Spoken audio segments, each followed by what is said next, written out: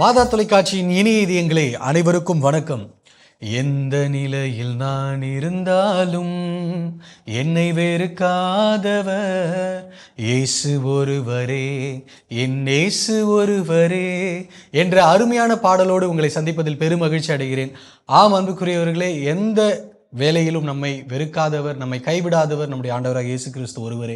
நாம் நம்முடைய துன்ப நேரங்களில், துயர நேரங்களிலும் மனம் உடைஞ்சு நமக்கு யாருமே இல்லையே அப்படின்னு சோர்ந்து விடாமல், எந்த நிலையிலும் நம்மை கைவிடாமல் தொடர்ந்து நம்மை வழிநடத்த நம்முடைய ஆண்டவராக இயேசு கிறிஸ்து இருக்கிறார் என்ற நம்பிக்கையில் வளர்வோம் என்ற சிந்தனையோடு இன்றைய நிகழ்ச்சிக்கு நம்முடைய வருகை தந்திருக்கக்கூடிய நம்முடைய பாசமிகு அருட்தந்தை டேவிட் ஆரோக்கியம் அவர்களை உங்கள் அனைவருடைய சார்பாக அன்போடு வரவேற்கிறேன். வணக்கம் ஃபாதர். வணக்கம். வணக்கம் தம்பி. எப்படி இருக்கிறீங்க ஃபாதர்? நல்லா இருக்கேன்ப்பா. நீ எப்படி இருக்க? நல்லா இருக்கிறேன் ஃபாதர். எப்படி ஓடிட்டு இருக்குது?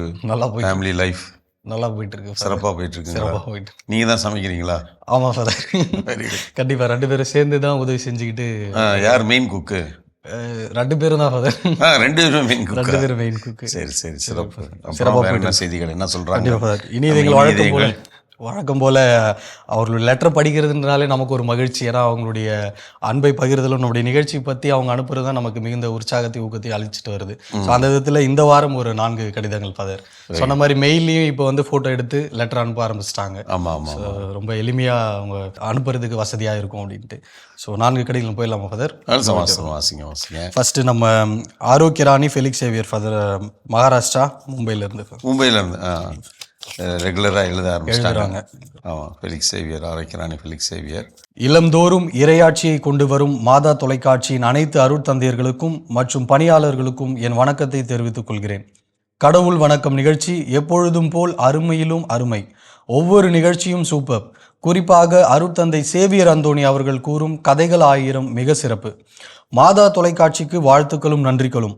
9/6/2025 அன்று திருப்பலியில் மேனாள் ஆயர் சிங்கராயர் அவர்கள் ஆற்றிய மறையுரை மிகவும் சிறப்பாக இருந்தது. மாதா திரு அவையின் தாய் என்று ஏன் அழைக்கப்படுகிறார் என்பதை விளக்கிய விதம் அருமை. ஆயர் அவர்களுக்கு எனது வாழ்த்துக்களும் ஜெபங்களும். வாட்டிகான் டாப் 10 நிகழ்ச்சியில் வாட்டிகானில் நடைபெறும் முக்கிய நிகழ்வுகளை அப்படியே படம் பிடித்து காட்டுவது எங்களை போன்ற இனிய இதயங்களுக்கு அவற்றை நேரில் பார்ப்பது போன்ற உணர்ச்சியை ஏற்படுத்துகின்றது. அதனை இயக்கும் சகோதரர் விவேக் மற்றும் அவருடைய குழுமத்திற்கு வாழ்த்துக்களும் நன்றிகளும். ஆலயம் அறிவோம் நிகழ்ச்சி புது பொலிவுடன் வலம் வருகிறது. பல ஆலயங்களை பற்றியும் அதனை பற்றிய வரலாறுகளையும் தெரிந்து கொள்ள முடிகிறது. மிக சிறப்பான இந்நிகழ்ச்சியை ஒளிபரப்பும் மாதா தொலைக்காட்சிக்கு நன்றிகள். நற்செய்தி மலர்கள் நிகழ்ச்சியில் அருட்தந்தை டேவிட் அவர்களின் பகிர்வு மிக சிறப்பாக இருந்தது. இவ்வாறு இந்நிகழ்ச்சியில் பங்கு பெறும் அனைத்து அருட்தந்தையர்களுக்கும் அருட்சகோதரிகளுக்கும் அவர்களின் பணி சிறப்பாக அமைய வாழ்த்துக்களும் ஜெபங்களும். எடுத்து வாசி நிகழ்ச்சியில் மீண்டும் அருட்தந்தை ரைமண்ட் ஜோசப் அவர்களை பார்ப்பது மிகவும் மகிழ்ச்சியாக இருக்கிறது. தந்தை அவர்களின் எளிமையான முறையில் தெள்ளந்தெளிவாக விளக்கும் தன்மை போற்றுதற்குரியது. அது மட்டுமல்ல, வரலாறையும் புவியியலையும் அக்குவேறு ஆணிவேராக அலசி ஆராய்ந்து கூறுவது மிகவும் சிறப்பான அம்சமாகும். தந்தைக்கு என் மனமார்ந்த வாழ்த்துக்களும் பாராட்டுகளும். மேலும் அறம்சை மற்றும் உறவுகள் மேம்பட நிகழ்ச்சிகளும் அருமையானவை, பயனுள்ளவை. மாதா தொலைக்காட்சியோடு ஒன்றித்திருந்த அருட்தந்தை பிரகாஷ் அவர்கள் விடைபெற்று சென்றது மனதுக்கு வருத்தமாக இருந்தாலும் அவரது புதிய பணி சிறக்க வாழ்த்துக்கள். மொத்தத்தில் மாதா தொலைக்காட்சியை பற்றி ஒரே வரியில் கூற வேண்டுமானால் பின்வருமாறு கூறலாம். திருவிவிலியத்தை விலக்கி கூறி கத்தோலிக்க கலை களஞ்சியமாக, தனிமையில் இருக்கும் முதியோருக்கு ஊன்றுகோலாக, உற்ற நண்பனாக, இளையோருக்கு ஊக்கபானமாக, பல ஆலயங்களின் நுழைவு வாயிலாக, அனைத்து கத்தோலிக்க மக்களின் ஆன்மீக அடிப்படை தேவைகளை பூர்த்தி செய்யும் சிறந்த சாதனம் ஊடகம் எனலாம். மாதா தொலைக்காட்சியின் அனைத்து அருட்தந்தையர்களுக்கும் மற்றும் பணியாளர்களுக்கும் என் மனமார்ந்த நன்றிகள். மரியே வாழ்க. இப்படிக்கு ஆரோக்கிய ராணி ஃபெலிக்ஸ் சேவியர், மும்பை. ரொம்ப ரொம்ப ரொம்ப நன்றி சகோதரி ஆரோக்கிய ராணி ஃபெலிக்ஸ் சேவியர். நீங்கள் அடிக்கடி கடிதங்கள் நிறைய எழுத ஆரம்பிச்சிட்டிங்க. உங்கள் கடிதங்கள் எல்லாமே வந்து பார்த்திங்கன்னா ஒரு என்ன சொல்கிறது, உங்களுடைய அனுபவம், இந்த நிகழ்ச்சியினுடைய உள்ளே இருக்கக்கூடிய காரியங்கள், அந்த நிகழ்ச்சி வழியாக நீங்கள் பெற்றுக்கொண்ட அந்த அருமையான செய்தி அல்லது உங்களுடைய அனுபவம் அப்படி தான் இருக்குது உங்கள் கடிதங்கள் எல்லாமே வந்து. பிறகு எல்லா நிகழ்ச்சிகளையும் ஓரளவுக்கு நீங்கள் அந்த முக்கியமான டாப் நிகழ்ச்சிகள் எல்லாத்தையுமே வந்து நீங்கள் கனெக்ட் பண்ணிடுறீங்க.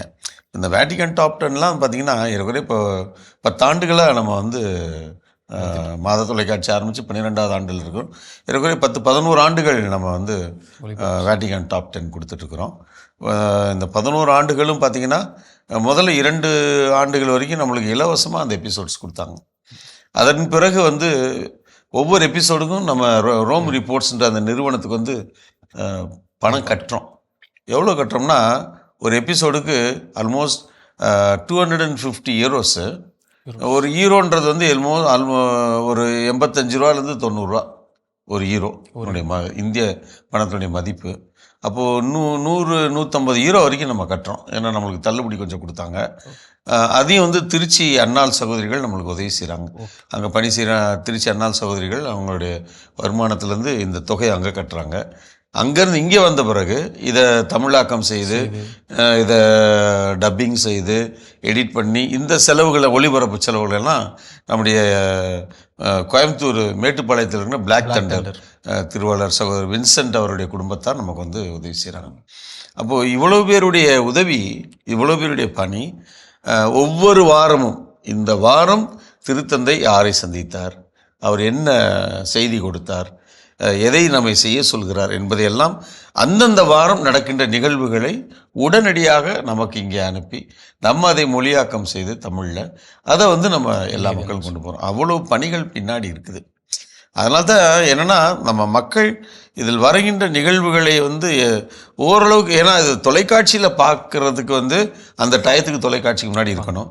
இல்லை தொலைக்காட்சியில் நம்மளுக்கு பார்க்க முடியாமல் போயிடுச்சுன்னா உங்களுடைய அலைபேசிகளில் உங்கள் வீட்டில் வந்து உங்கள் தொலைக்காட்சியோடு நீங்கள் இன்டர்நெட் கனெக்ட் பண்ணியிருந்தீங்கன்னா ரொம்ப எளிது. இன்டர்நெட்டில் வழியாக வெப்சைட் வழியாவோ மாதா தொலைக்காட்சி யூடியூப் வழியாவோ இல்லை அந்த யூடியூபின்னு ஒன்று இருக்குது, அதில் இந்த மாதிரி பல்வேறு வசதிகள் இருக்குது. இல்லாட்டி உங்கள் தொலைக்காட்சி ஆண்ட்ராய்டு டிவியாக இருந்தால் ஆண்ட்ராய்டு ஆப்பை டவுன்லோட் பண்ணிங்கன்னா பார்க்கலாம். இல்லை உங்கள் தொலைக்காட்சியில் வந்து அமேசான் ஃபயர் ஸ்டிக் இருக்குதா, இல்லை ஜியோ ஆப் நீங்கள் டவுன்லோட் பண்ணிங்கன்னா இது மாதிரி ஏகப்பட்ட வசதிகள் இருக்குது. நீங்கள் எப்போ வேணாலும் இந்த நிகழ்ச்சிகளை உங்களுடைய வசதிக்கு ஏற்றாற் போல் எல்லா நிகழ்ச்சிகளையும் நீங்கள் பார்க்கலாம். இந்த வசதி வந்து எல்லா தொலைக்காட்சியிலுமே கிடையாது. ஒரு சில தொலைக்காட்சிகள் மட்டும்தான். ஏன்னா ஒரு சில தொலைக்காட்சிகள் தான் எப்படியாவது தங்கள் நிகழ்ச்சிகள் மக்களை போய் சேரணும். அதற்கு என்ன செலவானாலும் பரவாயில்ல.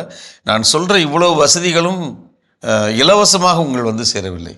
அதற்காக நாங்கள் பணம் செலவு பண்ணுறோம், பணம் கட்டுறோம். அதனால தான் உங்களுக்கு வந்து சேருது. அந்த பணமே வந்து நீங்கள் கொடுக்குற பணம் தான்.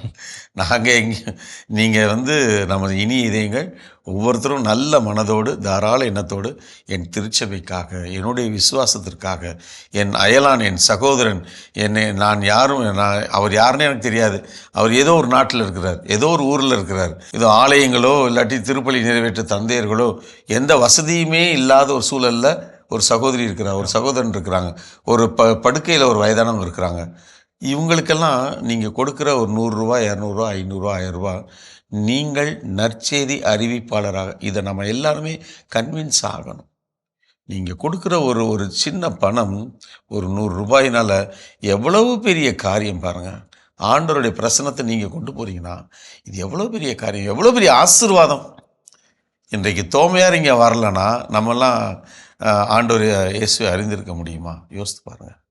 எத்தனை மிஷினரிகள் இங்கே வந்து அவங்க உயிரை துச்சமாக கருதி அவ்வளோ ரிஸ்க். இன்றைக்கி வந்து நம்ம இங்கே சென்னையிலேருந்து மதுரைக்கு, நம்ம திண்டுக்கலுக்கு நான் போகிறதுக்குள்ள பஸ்ஸில் போய் இல்லை ட்ரெயினில் போய் இறங்கினா அவ்வளோ டயர்டாக ஃபீல் பண்ணுறோம். அவங்களாம் வருடக்கணக்காக மாதக்கணக்காக வந்து பயணம் செய்து அவங்க வந்து இந்தியாவை சேர்ந்துருவாங்களா, இந்தியா அடையிற அளவுக்கு வந்து பாதுகாப்பு எதுவுமே கிடையாது. கடல் பயணம், பாதை, இது நில வழியாக எவ்வளோ பிரச்சனைகள் மத்தியில் தைரியமாக இங்கே வந்தாங்க. எவ்வளோ பெரிய விஷயம் பாருங்களேன். அப்போது நமக்கு கொடுக்கப்பட்ட இந்த விசுவாசம் என்பது ஒன்று ஆண்டவருடைய இரத்தம் சும்மா வரல. நமக்கு விசுவாசம் அவர் தன்னுடைய இரத்தத்தையும் உடலையும் கொடுத்து அவர் நமக்கு கொடுத்த அந்த விசுவாசத்தை இந்த மிஷினரிகளும் தோமையார் இவர்களை போன்ற நல்ல மனிதர்கள் இன்றைக்கும் பல்வேறு பொதுநிலையினர், குருக்கள் திருச்சபைக்காக உழைக்கிறாங்க. இப்படிப்பட்ட மக்களுடைய உழைப்பு, இரத்தம், வியர்வை நமக்கு விசுவாசம் அருளப்பட்டிருக்கிறது. இதை நான் இன்னொருத்தவங்களுக்கு எளிதாக ஒரு 100 ரூபா கொடுக்குறேன், ஒரு 200 ரூபா கொடுக்குறேன், ஒரு 500 ரூபா, ஒரு 1000 ரூபா. எனக்கு கடவுள் எவ்வளோ கொடுத்துருக்கிறார், அள்ளி அள்ளி கொடுத்துருக்கிறார். அதுலேருந்து ஒரு சின்ன பகுதியை நான் தரேன். இதனால் அத்தனை லட்சக்கணக்கான மக்களுக்கு ஆண்டோடைய பிரசன்னத்தை நான் கொண்டு செல்வதற்கு நானும் அதில் ஒரு கருவியாக இருக்கிறேன் என்று சொன்னால் இது எவ்வளோ பெரிய ஆசீர்வாதம். யோசித்து பாருங்கள். நிறைய பேர் வந்து கொடுக்கணும்னு நினைக்கிறாங்க, கொடுக்கறதில்ல. அவங்களுக்கு அசட்டை. இப்போ என்ன அங்கே மாதா டிவியில் என்ன ஒன்றும் இல்லாமலாம் இருக்குது, கோடி கோடியாக கொட்டுது. இல்லைன்னு நான் சொல்லலை. பொய் சொல்கிறதுக்கு இங்கே என்ன இருக்குது? கோடியாக செலவாகுது. கோடியாக மாதம் 70 லட்ச ரூபானா எவ்வளோ? ஆல்மோஸ்ட் 1 கோடி ரூபா. அங்கே இன்னொரு 30 லட்சம்னா 1 கோடி ரூபா. அதனால் மாதம் அவ்வளோ செலவாகுது. அப்போ தான் வந்து நீங்கள் மாதா டிவி பார்க்குறீங்க. இல்லாட்டி எப்படி உங்களுக்கு மாதா டிவி வரும்? அப்போது நீங்கள் தருவது உங்களுக்கு விசுவாசத்தை, நம்பிக்கையை, இறை பிரசன்னத்தை, நமது கத்தோலிக்க விசுவாசத்தை, கத்தோலிக்க மறையினுடைய நம்பிக்கை, நாம் எவ்வாறு விவிலியத்தை புரிந்து கொள்கிறோம், இந்த விவிலியம் நமக்கு எவ்வாறு அருளப்பட்டிருக்கிறது, இந்த திருச்சபை உங்களுக்கு என்ன சொல்லுது, திருத்தந்தை என்ன சொல்கிறார், இந்த விடயங்களை ஒவ்வொரு நாளும் உங்களுக்கு கொடுக்கிறோம். உங்களை தைரியப்படுத்துகிறோம், உங்களை மகிழ்ச்சிப்படுத்துகிறோம், சமாதானத்தை உங்களுக்கு தருகிறோம். இந்த மாதா தொலைக்காட்சி இப்படிப்பட்ட பணிகளை செய்கிறது என்று சொன்னால் நாம் அனைவரும் ஒன்று இணைய வேண்டும். நற்செய்தியை அறிவிக்கணும், இல்லை அறிவிப்பவர்களுக்கு நாம் துணையாக இருக்க வேண்டும். ரெண்டுமே ஒன்று தான், இரண்டும் ஒன்று தான். ஊராக சென்று இறை வார்த்தையை போதித்த புனித பிரான்சிஸ் சவேரியார் நம்மூரில் அடக்கம் செய்யப்பட்டிருக்கிறார். அவரும் எந்த இடத்திற்குமே போகாமல் ஒரு 10க்கு 10 அறையில் உள்ளே இருந்து கொண்டு ஜெபித்த தெரசம்மாவும் 2 பேரும் மறைபரப்பு ஊழியத்தினுடைய பாதுகாவலராக திருச்சபை அறிவிப்பு செய்தது. ஒருத்தர் போகாத பயணங்கள் இல்லை, ஒரு அம்மா எங்கேயுமே போகலை. ரெண்டும் ஒன்று தான். அவங்க ஜெபித்தாங்க. நற்செய்தி அறிவிப்பாளர்களுக்காக அவர்கள் ஜெபித்தார்கள், துன்பங்களை ஒப்பு கொடுத்தார்கள். ஒருத்தர் பல்வேறு கஷ்டங்களை ஏற்றுக்கொண்டு பல்வேறு மைல்கள் பயணித்தார். 2 பேருமே வந்து மறைபரப்பு காரியத்தினுடைய பாதுகாவலராக திருச்சபை சொல்லியிருக்கின்ற அறிவித்திருக்கின்ற சொன்னால் அப்போ நாம் புரிந்து கொள்ள வேண்டும். அதனால் அன்பர்களே, இது கடவுள் நமக்கு கொடுத்த வாய்ப்பு. வாய்ப்பை பயன்படுத்துகிறவர்கள் ஞானிகள், வாய்ப்பை பயன்படுத்தாதவர்கள் அறிவிலிகள். இதுவும் நற்செய்தியில் இருக்கு. எல்லாம் நற்செய்தியில் இருக்கிறது. ஏன்னா நம்ம எது சொன்னாலும் இது பைபிளில் இருக்கா, நீங்கள் எல்லாருமே ஒரு அறிவுபூர்வமான கேள்வி கேட்பாங்க. பைபிளில் இருக்கு. அதனால் விழித்து கொள்ளுங்கள், புரிந்து கொள்ளுங்கள். சகோதரியுடைய கடிதத்திற்கு நன்றி. கடவுளின் ஆசிரியனாலும் உங்களோடு. அடுத்ததாக ஃபாதர் சின்னராணி, ராமநாதிச்சன் புதூர், கோட்டாறு மறை மாவட்டம். Father okay Orwell area. பாசத்திற்குரிய இயக்குனர் தந்தை அவர்களே, உங்களுக்கும் நமது மாதா தொலைக்காட்சி குடும்பத்தில் அரும்பணி ஆற்றி வரும் தமிழக ஊடக பணியாற்றும் ஆயர்களுக்கும் சகோதர சகோதரிகளுக்கும் அருட்பணியாளர்களுக்கும் அருட்சகோதரிகள் அனைவருக்கும் இனிய வணக்கத்தையும் வாழ்த்துக்களையும் தெரிவித்துக் கொள்கிறேன். ஏறக்குறைய 1 வருடத்திற்கு பின் இந்த கடிதத்தை எழுதுகிறேன். கடந்த பல ஆண்டுகளாக மயிலாடுதுறையில் FIHM சபை அருட்சகோதரிகள் நடத்தும் ஒரு மேல்நிலை பள்ளியில் பணியாற்றி 1 வருடத்திற்கு முன் பணி ஓய்வு பெற்று கன்னியாகுமரி மாவட்டத்தில் உள்ள எனது சொந்த ஊருக்கு திரும்பியுள்ளேன். நமது மாதா டிவியின் கடவுள் வணக்கம் என்னை கவர்ந்த, எனக்கு பிடித்த ஒரு நிகழ்ச்சி. அதில் கலந்து கொண்டு நிகழ்ச்சியை வழங்கும் ஒவ்வொருவரும் என்னைப் போல் 1000 பேரின் காலை நேர சோர்வை நீக்கி மனதில் ஊக்கமும் உற்சாகமும் ஊட்டும். அவர்கள் ஒவ்வொருவருக்கும் எனது நெஞ்சார்ந்த பாராட்டுக்கள்.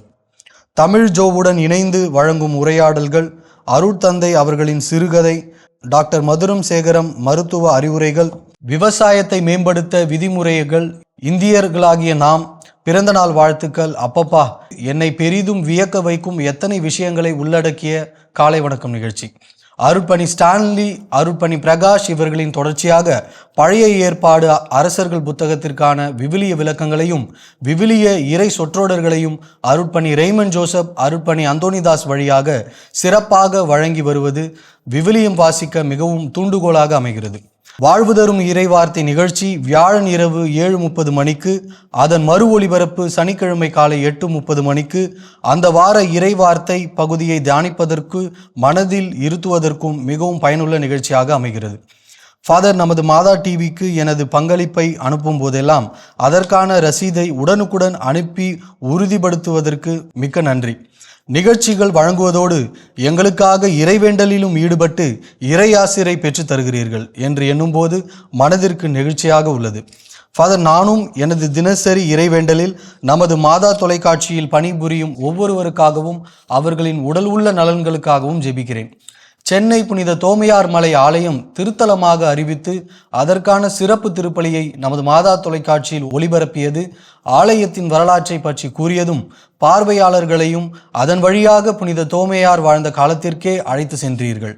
நமது மாதா டிவிக்கு அடிக்கடி கடிதம் எழுத வேண்டும் என்று முடிவு செய்திருக்கிறேன்.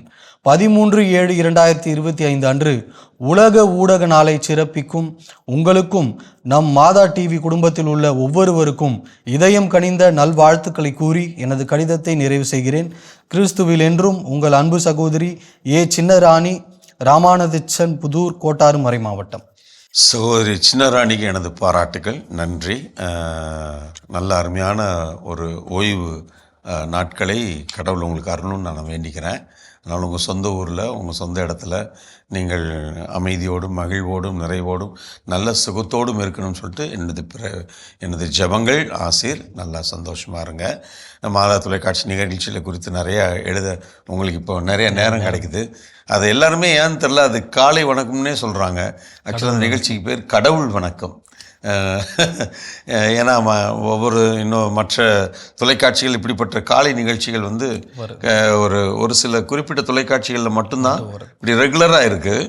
நம்ம தொலைக்காட்சி வந்து தொலைக்காட்சி ஆரம்பித்த வரதுலேருந்து தொடர்ச்சியாக இது 12 ஆண்டுகளாக தொடர்ச்சியாக அந்த ஒவ்வொரு நீங்கள் நம்ம ஆங்கிலத்தில் செக்மெண்ட் சொல்லுவோம், ஒவ்வொரு அந்த பகுதியும் ஒவ்வொரு நாளும் புதிய புதிய தகவல்கள். ஏறக்குறைய பார்த்திங்கன்னா ஒரு 10 சின்ன சின்ன செக்மெண்ட்ஸ் இருக்கும். ஒவ்வொரு 4லேருந்து 5 நிமிடம், 4 நிமிடம், 5 நிமிடம் ஒவ்வொன்றும் புதிய புதிய தகவல்களை ஒவ்வொரு நாளும் நம்ம இந்திய அரசு அமைப்பு சட்டத்தை குறித்தோ, விவசாயத்தை குறித்தோ, ஆளுமைகளை குறித்தோ, பழமொழிகளை குறித்தோ, திருப்பாடல், ஆலயங்கள், ஆலயம் அறிவோம், மருத்துவ உங்களுக்கு இது மாதிரி பல்வேறு காரியங்கள். இது ஒவ்வொரு நாளும் இத்தனை 10 பேர்கிட்ட இருந்து அதை பெற்று அதை அழகாக வரிசைப்படுத்தி அதற்கு முன்னும் பின்னுமாக அரிய பெரிய காரியம், ஒவ்வொரு நாளும் புதிய புதிய தகவல்களை, காரியங்களை நம்ம ஜோவும் அவரோடு இணைந்து வருகின்ற கல்பனாவாக இருக்கட்டும், நம்ம யமுனாவாக இருக்கட்டும், இல்லை வேளாவாக இருக்கட்டும், இல்லை ஆண்டனாக இருக்கட்டும், இவங்களாம் வந்து புதிய புதிய அவர்களோடு இணைந்து ஒரு என்ன சொல்கிறது, அளவலாவி ஒரு சில காரியங்களை, சிந்தனைகளை ஒவ்வொரு நாளும். அப்போ பாருங்கள் எவ்வளோ பெரிய வேலை. ஒரு மணி நேரம், 1.25 மணி நேரம் இதை அத்தனையும் வந்து ஒரு பெரிய பூச்சரமாக மாலையாக தொடுப்பது என்பது ரொம்ப ரொம்ப கஷ்டமான ஒரு காரியம். வாரத்துக்கு ஒரு நாள்னா பிரச்சனை இல்லை, ஒவ்வொரு நாளும் இவ்வளவு காரியங்களையும் ஒன்றிணைக்க வேண்டும். பல்வேறு மனிதர்கள்ட்டிருந்து அந்த நிகழ்ச்சிகளை பெற்றெடுக்கணும், அவங்கள வந்து ஆர்கனைஸ் பண்ணணும், அதை இங்கே கொண்டு வரணும், அதை ஷூட் பண்ணணும், அதை எடிட் பண்ணணும், அப்புறம் இது எல்லாத்தையும் ஒன்றா கோர்க்கணும். இதை ஒன்றா கோர்ப்பதற்கு முன்னாடி அவங்க வந்து ஆங்கரிங் பண்ணணும். அப்போது இவ்வளவும் சாத்தியப்படுகிறது. இது கடவுளின் கிருபை. இதற்கு நமக்காக ஒத்துழைக்கின்ற அத்தனை நல்ல உள்ளங்களுடைய நல்ல எண்ணம். அதனால் ரொம்ப ரொம்ப நன்றி. நிகழ்ச்சியெலாம் தொடர்ச்சியாக பாருங்கள். இந்த கடவுள் வணக்கம், காலை வணக்கம் இல்லை, எல்லாருமே அதை காலை வணக்கம்னே சொல்கிறாங்க. அது என்ன எனக்கு புரியல. எனக்கு ஒரு நேரத்தில் வந்து கொஞ்சம் அது பேரை மாற்றிடலாம்னு கூட வந்து எனக்கு ஒரு எண்ணம் தோணுச்சு. அது காலை வணக்கம் சொல்லி சொன்னால் அது ஒரு என்ன சொல்கிறது, ஒரு வணிக ரீதியாக இருக்கின்ற ஒரு தொலைக்காட்சியில் வந்து அது ஓகே. இது நம்ம வந்து ஒரு மறையை அல்லது நம்பிக்கையை, நல்ல விழுமியங்களை சொல்லும் போது வந்து கடவுளின் பெயரால் சொல்லுவோமே, கடவுளை வணங்கி சொல்வோமே. கடவுள் வணக்கம் எந்த ஒரு நிகழ்வாக இருந்தாலும் முதலில் வர வேண்டியது கடவுளை வணங்குகின்ற கடவுள் வணக்கம். அதான் எந்த ஒரு நிகழ்ச்சியிலுமே வந்து தலையாக இருக்க வேண்டும். அதனால தான் இந்த நிகழ்ச்சியினுடைய தொடக்கமாக காலையில் ஜபம், இதெல்லாம் திருப்பலி, இந்த மாதிரியான பக்திக்கான காரியங்கள்லாம் முடிந்த உடனே கடவுளை வணங்கி நாம் நிகழ்வுகளை, நல்ல விஷயங்களை, மக்களுக்கு தகவல்களை தருவோம் என்ற எண்ணத்தில் தான் இதை ஆரம்பிக்கப்பட்டது. அதனால் இது கடவுள் வணக்கம். அதனால் எல்லார்ட்டையும் சொல்லுங்கள், நிகழ்ச்சியில் தொடர்ந்து பாருங்கள். அழகாக எழுதியிருக்கிறீங்க, உங்கள் கையெழுத்து ரொம்ப அழகாக இருக்குது. நீங்கள் ஒரு ஆசிரியை தானே, அதனால் கையெழுத்து கண்டிப்பாக நல்லா தான் இருக்கணும். அதனால் பாராட்டுக்கள், நன்றி. நீங்கள் என்னாலும் நலமோடும் வளமோடும் வாழ எங்களது ஜெபங்களும் கடவுளின் ஆசீரும். Thank you father. அடுத்ததாக நமக்கு கடிதத்தை மெயில் வழியாக அனுப்பிய நம்முடைய ஜேசு ரத்தினம், தென்றல் நகர் பங்கு, சென்னை. ஃபாதர், வந்ததும் தந்ததும் அன்பு அருட்பணி டேவிட் ஆரோக்கியம் அவர்களுக்கு தந்தையே, 2 நாட்களுக்கு முன் நிலாமுற்றம் நிகழ்ச்சியை பார்த்து கொண்டிருந்தேன். அதில் எல்லிசார் என்ற மாபெரும் மனிதனை பற்றி, அவர் நம் தாய்மொழியாம் தமிழுக்கு ஆற்றிய தொண்டினை பற்றி திரு கனகராஜ் அவர்களும் நூலாசிரியர் மதுரை இளங்கவின் அவர்களும் கலந்துரையாடியது என் தமிழ் உணர்வினை தட்டி எழுப்புவதாக இருந்தது. திரு எல்லிசார் நம் தாய்மொழி தமிழ் மீது கொண்ட காதலினால் பல பகுதிகளுக்கு சென்று கிடைத்தற்கரிய ஓலை சுவடிகளை திரட்டி வைத்திருந்தார். இதை காண சகியாத நயவஞ்சக கூட்டம் அவரை கொன்றுவிட்டது என்றதும் என் கண்களில் கண்ணீர் பனித்தது. மேலும் ஓலைச்சுவடிகளை ஏலம் விட்டபோது அதன் மகத்துவம் தெரியாமல் யாரும் வாங்க முன்வரவில்லை என்பது மிகவும் மனதை வருத்தியது. கடைசியாக எல்லிசார் அவ்வளவு கடினப்பட்டு திரட்டிய ஓலைச்சுவடிகள் அடுப்பெரிக்கவே பயன்பட்டது என்பதும் மிக வருத்தத்திற்குரிய செய்தியே. மேலும் திரு எல்லிசார் தான் முதலில் நில அளவை முறையை கண்டுபிடித்து நடைமுறைப்படுத்தியவர் என்பதும் பெருமைக்குரியது. மேலும் பட்டுக்கோட்டையாரை நினைவுபடுத்தியது மகிழ்ச்சியாக இருந்தது. வாழ்க மாதா தொலைக்காட்சி.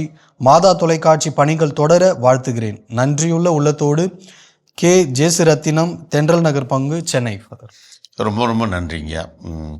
இந்த நிலாமுற்றம் நம்ம ஏன்னா அந்த மாதா தொலைக்காட்சியாக இருக்கட்டும், அதற்கு முன்னால் வெரிதாஸ் வானொலி தமிழ் பணியாக இருக்கட்டும், இந்த சாந்தம் கலைத்துறை நிலையம் இதோட 50 ஆண்டுகளுக்குள் நாம் அடியெடுத்து வைக்கிறோம். தொடக்க காலத்திலிருந்தே மிக தெளிவாக ஒருபுறம் நமக்கு மறையை குறித்த பணி, இறையாட்சியினுடைய விழுமியங்களை மக்கள் மத்தியிலே கொண்டு செல்வது, நாடகங்களின் வழியாக, வானொலி நிகழ்வுகளின் வழியாக, பாடல்களின் வழியாக, பல்வேறு தளங்களின் வழியாக இறை நற்செய்தியினுடைய விழுமியங்களை மக்களுக்கு கற்றுத்தருவது. நற்செய்தியின் விழுமியங்கள் என்ன? அன்பு செய், பகைவரை மன்னி, ஏற்றுக்கொள், இருப்பதை பகிர். இதுதான் நற்செய்தியுடைய இதுதான் இறையாட்சியுடைய விழுமியங்கள். வேற ஒன்றும் பெருசாக இதை மீறி ஆண்டவர் இயேசு ஒரே அழகாக என்ன முடிச்சிட்டாரு? உனக்கு பிறர் என்ன செய்ய வேண்டும் என்று நீ விரும்புகிறாயோ அதை மற்றவர்களுக்கு செய். இதுதாண்டா மறைநூலும் எல்லா சட்டங்களும் எல்லாமே இதுதான் அப்படின்னு ஒரே வார்த்தையில் முடிச்சிட்டார். அதுதான் இறையாட்சியுடைய விழுமியம். ஸோ அது நம்மளது முக்கியமான. இன்னொன்று, நம் தாய்மொழிக்கு நாம் செய்கின்ற பணி. என் மொழி, என் தாய், என் மொழி. அப்போது இதை நான் அதனால் மற்ற மொழிகளை குறைத்தோ தரக்குறைவாகவோ சொல்வதற்கு நான் இல்லை. முதலில் என் தாய்மொழிக்கு தான் முதலிடம். அதற்கடுத்து மற்ற மொழிகளை கற்பது அவங்கவுங்களுடைய திறமையை பொறுத்து. இப்போ நான் 40 வயசில் தான் இட்டாலியன் படித்தேன். இட்டாலியன்லேயே என்னுடைய முனைவர் பட்டத்தை நான் நிறைவு செய்தேன். ஒரு 3 மணி நேரத்துக்கு மேலே இட்டாலிய மொழியிலே என்னுடைய டிஃபென்ஸை நான் பண்ணேன். அந்த இறுதி அந்த முனைவர் பட்டத்திற்கான அந்த என்ன சொல்கிறது, டாக்டரேட் அந்த கேள்வி இத்தாலிய மொழியில் தான் நான் இன்றைக்கும் சரளமாக என்னால் பேச முடியும், வாசிக்க முடியும், எழுத முடியும், எல்லாமே செய்ய முடியும் இத்தாலியம். எனக்கு அவ்வளோ எளிதாக நான் படிப்பதற்கு எனக்கு மூல காரணமாக, ஆணிவேராக, அச்சாரமாக இருந்தது என் தாய்மொழி. ஏன்னா என் தாய்மொழி எனக்கு நன்றாக தெரியும், இலக்கணம் நன்றாக தெரியும், அதை எவ்வாறு எல்லாம் இதுதான் என்னுடைய அடித்தளம். இந்த அடித்தளத்தில் இருந்தால் மற்ற மொழியை கற்பதற்கு எனக்கு எளிதாக இருந்தது, சிறப்பாக இருந்தது. அதனால் எனக்கு ஆங்கிலம். அதனால் என்ன நம்ம இன்றைக்கி புரிந்து கொள்ள வேண்டும் என்றால், தாய்மொழி எல்லா பிள்ளைகளும், தமிழன் என்று சொன்னால் அது அவனுடைய தலையாகிய கடமை என்பதை பெற்றோர்களும் பிள்ளைகளும், அது கடினம்தான். நம்ம மொழி அவ்வளோ எளிது கிடையாது. நம்ம மொழி நமக்கு கடினமாக இருப்பதனால்தான் மற்ற மொழிகளை எளிதாக நம்மால் படிக்க முடியும். ஏன்னா 247 எழுத்து நீங்கள் எழுதி பழகணும்ல. ஆங்கிலம் 26 எழுத்து தானே, வெறும் 26 எழுத்து, வெறும் கோடு தானே. இது தானே நெளிச்சு சுழிச்சு வளைச்செல்லாம் எழுதணும். அப்போ கொஞ்சம் கஷ்டம்தான். உச்சரிக்கணும். லா ழா ழா 3 உச்சரிக்கணும். அது அவ்வளோ ஈஸியாக வராது. நான் மடங்கணும்ல. ரா ழா ரா நா நா எவ்வளோ சாதாரணமாக கிடையாது. கஷ்டப்பட்டு ஒரு மொழியை நீங்கள் நல்லா, தாய்மொழி கஷ்டப்பட்டு படிக்கல என்ன பிரச்சனை? நம்ம பெத்த அப்பா அம்மா நமக்கு 1000 கஷ்டம் இருந்தாலும் அவர்களை பாதுகாப்பது, அவர்களுக்கு தேவையான காரியங்களை செய்வது நமது கடமை தானே. எனக்கு கஷ்டமாக நம்ம தாய் தந்தை தெருவில் விட்டுறாங்க. அது எவ்வளோ பெரிய பாதக செயல்னு அவங்களுக்கு தெரிகிறதில்ல. அன்பர்களே, அதனால் ஐயா அவங்க கடிதத்திற்காக நான் சொல்கிறேன், இந்த நிலையம் மாதா தொலைக்காட்சியாக இருக்கட்டும், சாந்தம் கலை தொடர்பு நிலையமாக இருக்கட்டும், இதனுடைய பல்வேறு பணிகள் எல்லாமே இறையாட்சியுடைய விழுமியங்கள் மொழி, கலாச்சாரம், இவைகளை முன்னிறுத்துவது, அதை மக்களுக்கு கொண்டு செல்வது, வருகின்ற தலைமுறைகளுக்கு இதை நினைவூட்டுவது, கற்றுத்தருவது, இது தலையாகிய கடமையாக எடுத்து தொடக்க காலத்திலிருந்து இன்று வரை இன்னும் வருகின்ற காலங்களும் இதை செய்வோம். அதனால் உங்களுடைய அற்புதமான நல்ல ஏன்னா இவைகளெல்லாம் நாம் தெரிந்து கொள்ள வேண்டும். வரலாறு, இந்த வரலாறு யாரோ ஒருத்தவங்க அழிக்கிறாங்க, அழிச்சிட்டு போகிறாங்க, அது அவங்க பிரச்சனை. அதை அழிக்காமல் இருப்பதை பாதுகாப்பது நமது கடமை என்பதை நாம் ஒவ்வொருவரும் உணர வேண்டும். அதனால் உங்களது நல்ல வார்த்தைகளுக்கு நன்றி. கடவுளின் ஆசிரியனாலும் உங்களோடு. Thank you father. அருமையான கருத்துக்கள். அதே போல் நம்ம வரலாற்றை பற்றி தெரிந்தவர்களும் நிலாமுற்றம் முன்னாடி எடுத்த நிகழ்ச்சின்னு சொன்னீங்க. அதே போல் அது நம்ம ஒளிபரப்பிட்டு வரோம். அதுவும் பயனுள்ளதாக இருக்குதுன்னு போது மகிழ்ச்சி. ஸோ தொடர்ந்து இனி இதயங்களுக்காக ஜெபித்து நம்முடைய நிகழ்ச்சி நிறைவு செய்வோம். இனி இதயங்களே, எப்பொழுதும் நான் உங்களுக்கு சொல்வது போல மாதா தொலைக்காட்சியை தாங்கிக் கொள்வது நமது கடமை. அதர் ஜெபத்தின் வழியாகவும் உங்களுடைய தனிப்பட்ட குடும்ப வருமானத்திலிருந்து ஒரு குறைந்தது 100 ரூபாய் நீங்கள் கொடுத்து இந்த மாதா தொலைக்காட்சியுடைய பணிகளை தாங்குவது கடவுள் உங்களுக்கு தருகின்ற பெரிய ஆசீர்வாதம் என்பதை உணர்ந்து நீங்கள் எங்களோடு இணைந்து பயணிக்கும்படியாக உங்களை அன்போடு நான் வேண்டுகிறேன். கடவுளின் ஆசிரியனாலும் உங்களோடு இருக்க நான் ஜெபிக்கிறேன். கண்களை மூடி மன்றாடுவோம். எங்கள் அன்பை உருவான இயேசு ஆண்டவரே, இந்த அற்புதமான நாளுக்காய் நன்றி கூறுகிறோம். ஆண்டவரே, இந்த நாட்களிலே குறிப்பாக ஏழை எளிய விவசாயிகளுக்காய் ஜெபிக்கிறோம். ஆண்டவரே, இவர்கள் எதிர்கொள்கின்ற எல்லா விதமான சவால்களிலிருந்தும் பிரச்சனைகளிலிருந்தும் இவர்களுக்கு நீர் விடுதலை கொடுத்தரலும். இவர்களுக்கு நல்ல உடல் சுகத்தை, நல்ல மழையை, அவர்களை எடுத்து செய்கின்ற ஒவ்வொரு விவசாயத்திலும் வெற்றியை கொடுத்து இவர்களை நீர் பாதுகாக்கும்படியாக பராமரிக்கும்படியாக கெஞ்சி கேட்கிறோம். எங்கள் அன்பு அன்னையே, ஆரோக்கிய தாயே, இந்த எளிய மனிதர்களுக்காய் மன்றாடும்படியாக பரிந்து பேசும்படியாக கெஞ்சி கேட்கிறோம். அம்மா, என்றும் வாழும் உயிருள்ள இறைவன், தந்தை, மகன், தூய ஆவியார் நம் ஒவ்வொருவரையும் நிறைவாக ஆசீர்வதிப்பாராக. ஆமென். ஆமென். Thank you father. நன்றி. என் அன்பு உள்ளங்களே, ஒவ்வொரு வாரமும் நீங்கள் தொடர்ந்து எழுதி அனுப்பக்கூடிய ஒவ்வொரு கடிதங்களும் எங்களுக்கு மிகுந்த உற்சாகத்தையும் ஊக்கத்தையும் உத்வேகத்தையும் அளிக்கும் தான் சொல்லலாம். தொடர்ந்து உங்கள் கடிதங்களை எழுதி அனுப்ப வேண்டிய மின்னஞ்சல் முகவரி info@madatv.in. தொடர்ந்து உங்கள் கடிதங்களை எழுதி அனுப்ப வேண்டிய தபால் முகவரி வந்ததும் தந்ததும் மாதா தொலைக்காட்சி, எண் 150 லஸ்கோவில் சாலை, மயிலாப்பூர், சென்னை 6004. இனிய இதயங்களே, மீண்டும் வந்ததும் தந்ததும் நிகழ்ச்சியில் உங்களை சந்திக்கும் வரை அன்போடு உங்களிடமிருந்து விடைபெறுவது நான் உங்கள் போஸ்கோ மற்றும் அருட்தந்தை டேவிட் ஆரோக்கியம். இயேசுவுக்கே புகழ். இயேசுவுக்கே நன்றி. மரியே வாழ்க.